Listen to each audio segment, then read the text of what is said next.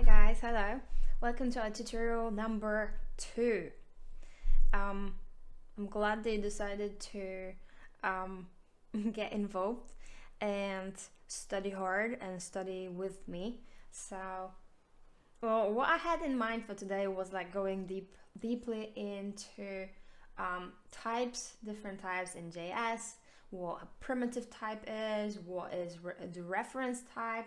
And then while I was preparing this tutorial, I managed to have like half of the material on those kind of side topics, explaining things that are kind of necessary to understand the target topic. And then I thought, you know what, maybe it's best if we do like a mini tutorial introducing those mini concepts that are worth knowing, worth mentioning, and worth understanding. Because at the end of the day, it's like you type loads of different things whilst you're doing like a workshop on something else, then nobody ever tells you what that is. What the hell is that? It's like, if you're curious enough, you will Google the stuff, but sometimes people are like, oh yeah, okay, well, it's just how it is. And that's it. And let's leave it. So maybe, well, I think for those who know, they can just skip and go to the next one. And for those who don't know and are really like extremely complete beginners, then I think you should stay with me, and I think we will enjoy it. Like, before continuing, make yourself a cup of coffee or tea. I've got this little Miss Sunshine here. I just like herbal teas. You know, it's good to stay hydrated. So, yes. So I've got my piece of paper. I've got presentation slides for you guys, and let's get down to it. Most basic elementary unit in JS is an instruction. Functions are made of instructions. So what is an instruction and how do we execute an instruction? Execute order 66. Let's open our console. If you could, preferably Chrome. If we open any side and then type about colon blank, like the last time when we talked about variables, and it will open for us a blank page. That's correct. And if you remember from last time, go on the Mac, Alt Command and J will open our DevTools. Correct. And then, as you prefer, wherever you place the DevTools and open the console, I'm not sure if you are familiar, but there's like a tiny teeny instruction built in JS engine, and it's called alert. So if you're not familiar, it's a small funny thing, and I feel like it's a good instruction for us to use for our explanation how this works on this very basic, the most elementary level. The good alert, you open parentheses, you open quotation marks, and you press anything. You can type hello there, hello world, hello Samantha, or anything else. Close quotation marks, close the parentheses, and as I mentioned last time, I think it's good practice to always finish any line of code with semicolon. If you don't do it, it's still gonna work just fine. And what do we see on the screen? Got the mini window pops out. And Pop it like it's hot. And the mini window shows on the screen, and we have the message that we decided to show to the world. In my case, it's hello there. And I would strongly encourage you guys to like work alongside me. so that you also type the same things. I know it seems so very simple and like a kind of thing that you just looking at it will memorize it. Then sometimes brain will forget, so it's good to create this like a muscle memory and a finger memory, and you just type it, you don't think about it. It's like also like this becoming your second nature, and you don't have to think about it, so it's freeing your resources that can be spent on something else. Go OK, we press OK. What else about the instructions in JS can be all written in one line. Well, later on, when our code got thousands of lines and we send it into another dimension, it's gonna get minified. And then it is actually all written in one line, kind of. But for the readability of the code, we try to keep it clean and one instruction per line. But just to show you what I have in mind, let's type it. God, it could be a single quotation mark, it could be a double quotation mark, it doesn't matter. Press A1, it's going to be our message number 1, and then semicolon and alert number 2, also open parentheses, open semicolon. I already typed it before when I was preparing. So we've got A2, quotation marks, close the parentheses, and finish off with a semicolon. And what's gonna happen? We've got this page says A1. We press OK, and immediately we have the second window that would say A2. So here is a piece of information. I'm sure you can infer yourself. How is the program read? Is it correct to ask this question? Yeah, well, it goes from top to bottom, line by line, or in that case, one by one, because it is in one line. That's how the program is executed.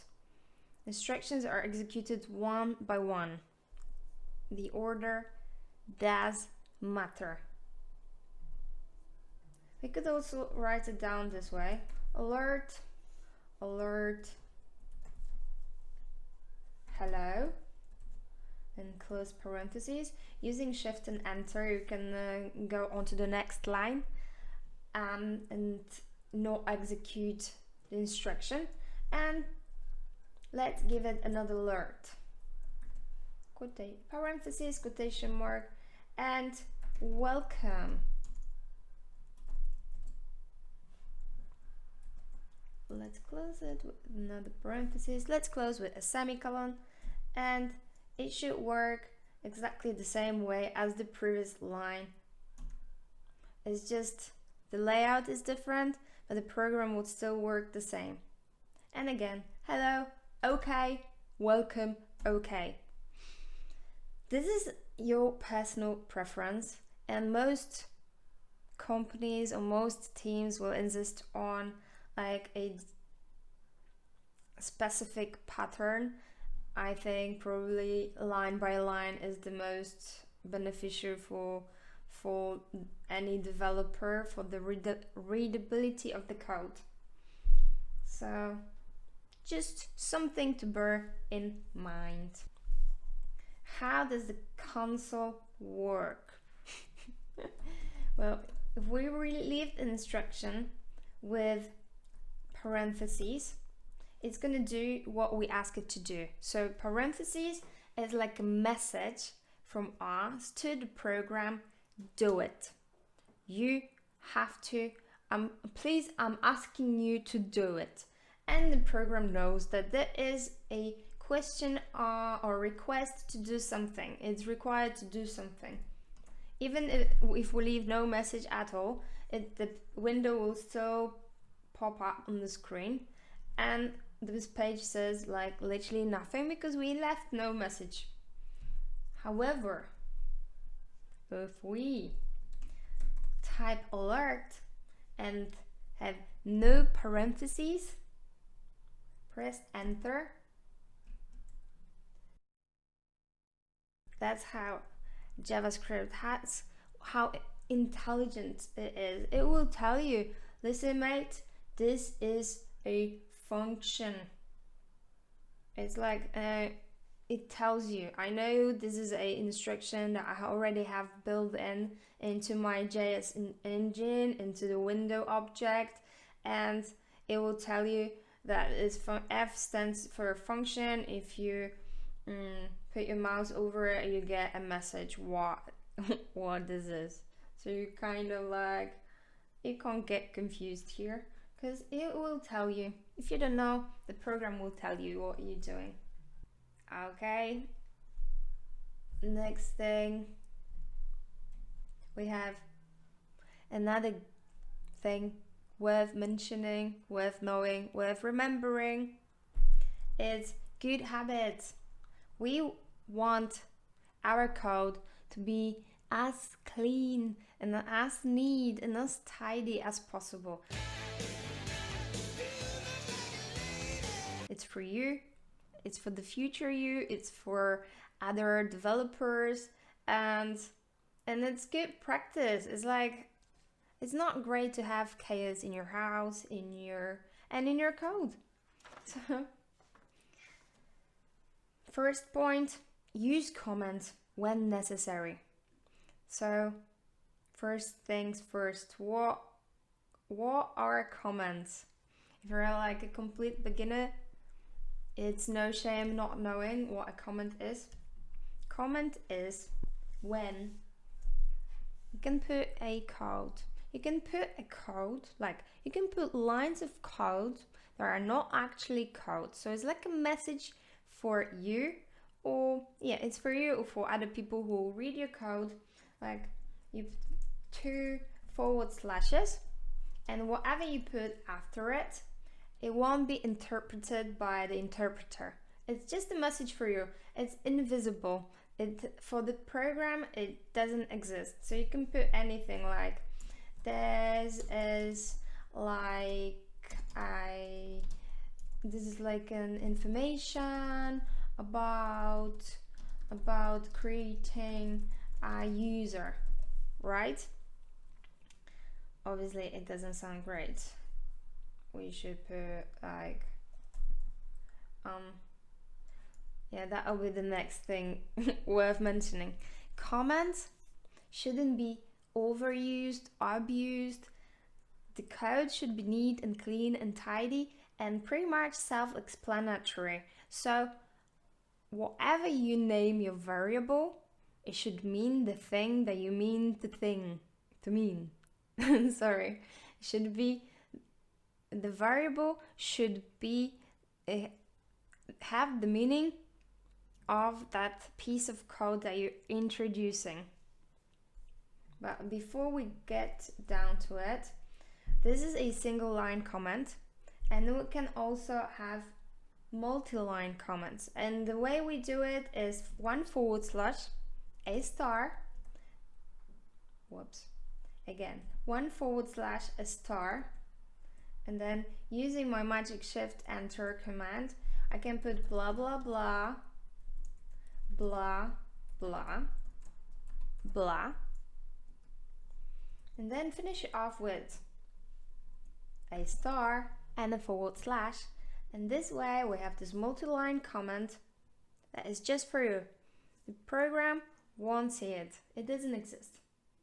But your future self will be very grateful if you introduce very complex issues into your program, like different components. Later on, if you work with React or any other library, it gets really, really difficult to keep a hold of it all, because you will think of a logic, you will create a code, it will have thousands of lines, and it will be interwoven. So at some point you knew exactly how it worked, but then few months forward and suddenly you are kind of confused and you know that it's you because your name is signed on this, but you have no idea what you meant and what was the logic behind. And it does happen. Many of my professional colleagues happen to forget. And again, no shame. You have so many lines of code written every day, you don't have to remember it all. So if something appears a little bit intense or complex, just remember to comment it, explaining a few words. Again, but only when necessary. Next thing.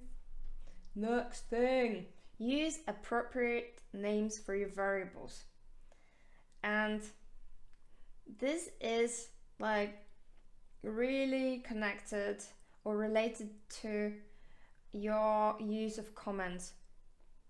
Because if you do a variable, you call it A, and then it will hold the value of a string that is Dave Simmons, and then you make a comment that it's a username, that makes no sense. And so don't do it. It's like it's garbage. It's rubbish. And keeping your code neat and tidy and easy to read for you or for anyone else means using correct names for your variables. So instead of using a comment, use a name, and a name for a variable that means absolutely nothing.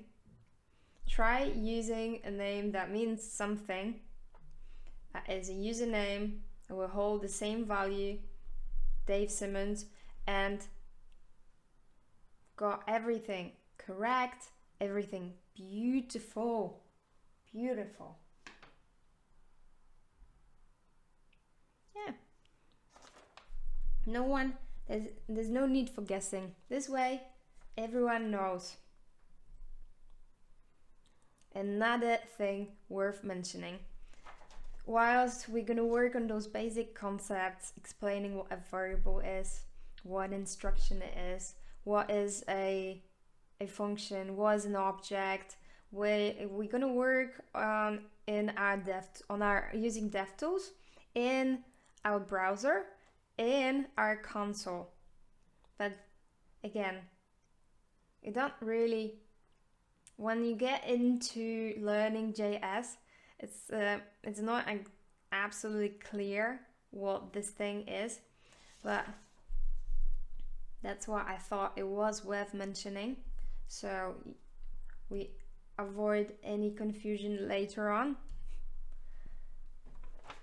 We can clear our console using a instruction called clear. There you go, and the console was cleared. So basically this is window. This is window, and JS is so very intelligent. We probably heard that JS is an object-oriented programming based on prototypes. So the window is also an object, and it's like the object of the highest level. And some objects have built-in functions. They're called methods. And so, for instance, in our console we type window, and to get into any property or any method that is already built in, we press dot. Or actually, let's show you first. I will show you first what a window is. So if you type window in your console and then expand by the mini arrow, you will see there's like loads and loads of like either functions or properties. You can like scroll down. It's a really long list. It's all JS offering to us for free. Somebody else have written it, and we are free to use it as we see fit. Yeah, well, luckily for us, it is in alphabetical order. Let's see, we have a document, we've got our alert, and it says it's a function, it takes arguments, loads of different things. Let's close it for now. So if we want to get inside of it, we get window dot alert, and we can alert about anything. Works. It's since we're already in the window object, we can just do it without referencing or getting inside the window object. So it's directly just alert, it's our alert. We can type anything we want. Bang. Okay. This is something we'll talk about a little bit more later on. And so, as you can see, we're working on our console. So we can also like get inside of it. So we've got window, console. This is the thing that is an object within an object. So we've got the main object of this highest level window. When we press a dot, we get inside of it. So we, as you know, as I showed you the list that I expanded and it was so very long, we can get into like any of those that were inside. So one of them was console, and then again we've got like loads and loads of things that are available to us inside the object console. And one of those, the most popular that you'll see, it's log, console log, that we use loads of times, and it's an amazing tool for like debugging that you also find out later on. We have console log, and let's say my cat is great, an exclamation mark, because my cat is really great. Close the parentheses, and that's it. So instead of alerting when the mini window pops up on the screen, we have this log that shows in our console. A little complicated, quite a simple concept, but it's just like once mentioned, once you type it, then you remember, and then it's clear, and you just don't have to go too deep into understanding it. It's like things are interconnected, and we can use any of those resources because they're all open source, available to us when writing our code. Let's go back to our presentation. So now let's talk a tiny bit about types in JS. So when the last time we discussed variables, I mentioned that we've got keyword var, or a let, or a const, and then name for a variable, and then that variable will store a value. And again, worth mentioning, JavaScript is dynamically typed language, meaning that we don't immediately or like the variable isn't destined for any specific kind of type. It can store, any variable can store any type, and it's the value that will decide what type it is. Maybe it's a little bit confusing at this point, but this is like this biggest advantage. Or who hates JS, they say this is like stupid and it's ridiculous because it's, how can you not know what a type is when deciding it? Well, it's JS is a very flexible language, and when you get into it, you will understand a little bit better. So we've got variables.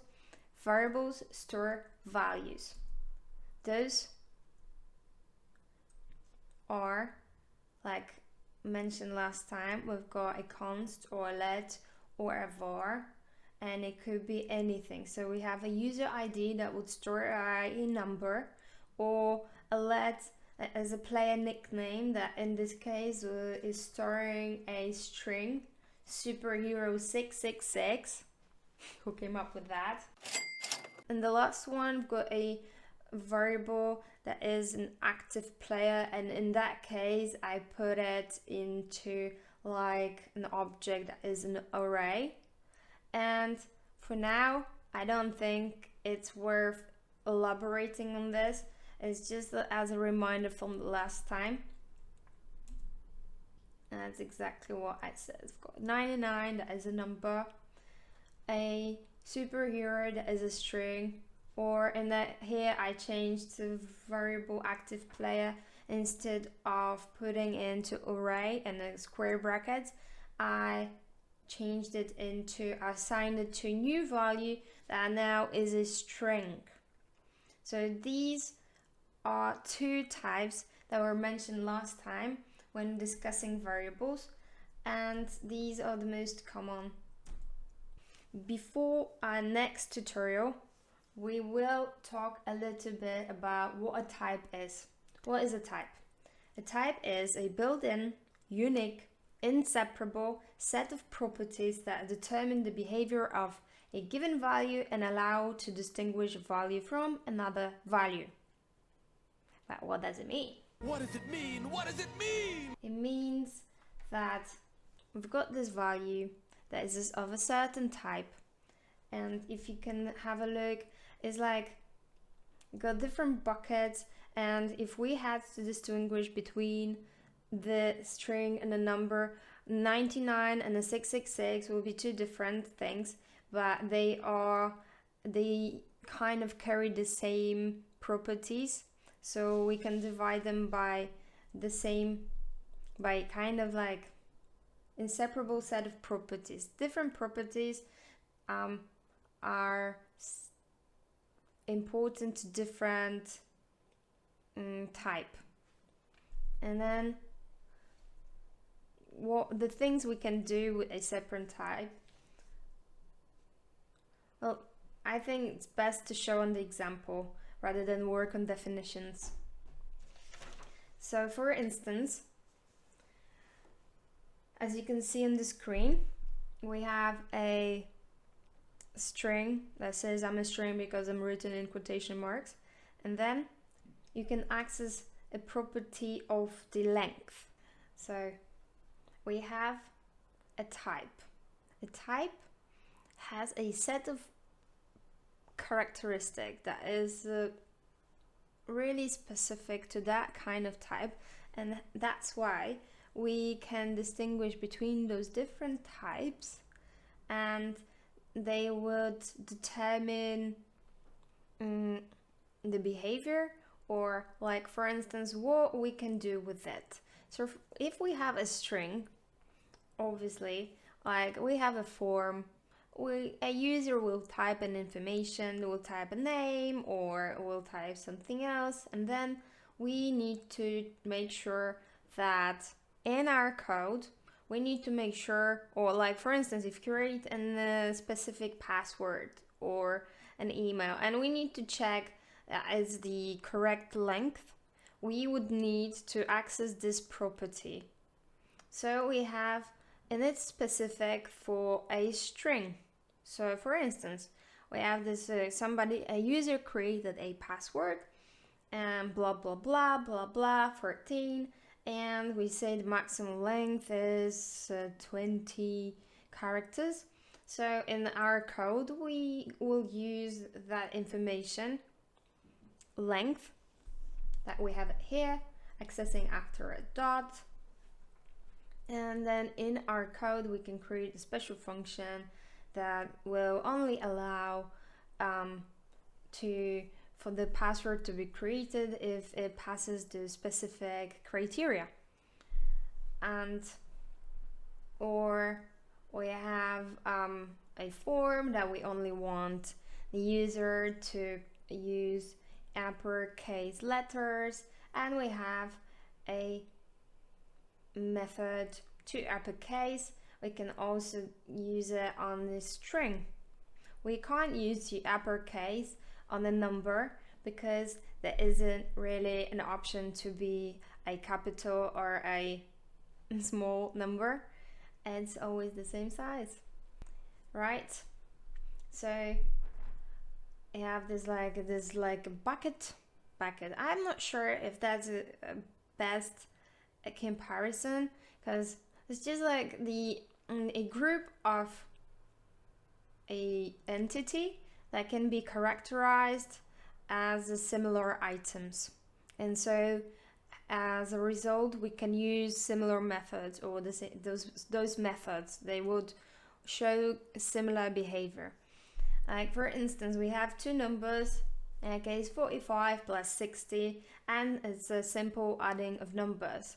But if we wrap those numbers in inverted commas and marks, in quotation marks, and what will be the result? It's gonna print out what we put out on the screen, like 45 plus 60. And it's gonna be completely different thing if we do concatenation of two strings. So we have like this operator plus operator, but the behavior will be completely different for numbers or for strings, which you can check for yourself. So maybe enough with a presentation. It's good to do some like tiny bit of coding. Or like, see, we've got a car. I wrap it in a string, so it's a string. I wrapped it in quotation marks, and I want to check its length. As you can see, there is no parentheses because it's a property. And the difference between accessing a property and a method is that here it's an information. It's a property, it's an information that is stored. The program knows that a word car has 3 characters. So I'm executing it and it's 3. But if I do the same thing with car, but I wanted to turn it to uppercase, I will need to put parentheses at the end, and this is the information from me to the program. Please do something for me. And in that case, it will turn car into all capital letters. So one is just an information, and the other one, the parentheses, is like stressing that it's a kind of action. Again, if we do the same thing, car dot to uppercase, but we don't put the parentheses, only finish it off with semicolon. Again, JS is so intelligent, it tells you that is a function. It would inform you that what you typed into the console is a function, but since you didn't put any parentheses, it's not going to be executed. And so again, it's just an information what this is, but it won't do anything for us. I'll show you like another one tiny teeny thing before finishing off, because this tutorial, as I said, is just devoted into mentioning things and those like little curiosities or things that you need to get your head wrapped around and understand before we go deeper into explaining types and other concepts. So if we create a let that is a car, not cat, a car, and assign it to a string OD. I know some people say OD, but it's not correct. It's German and they say OD. So we have that value assigned to that variable. If we print out the car, will show what Audi. There's no surprise there if you remember from the last tutorial. What will happen if I do that? Car to upper case. What do you think, guys? Should happen? Should it happen the same thing that I put on the string, directly into the string, and print out the capital letters? What should happen if I try, well, we have this beautiful thing showing already on the screen, so you don't have to be guessing, you know now. If I want to print out what a value underneath a variable car is, it's gonna be Audi in small letters. Why? Because this didn't mutate the variable. It only worked in this fleeting moment. We gave it an instruction, but it never changed what an actual value of that variable is. It only printed out once. So kind of last but not least, here we've got an object that will access by a dot, and we can get inside of it and get to know, for instance, the length of a string. That's property. Or we can access through the same way using a dot. We're getting inside that object, and we can use a method that would be, for instance, to uppercase. And again, today I wanted to talk about types, but I guess it's more important for you to understand those things before. And the next time we will talk about types. Thank you.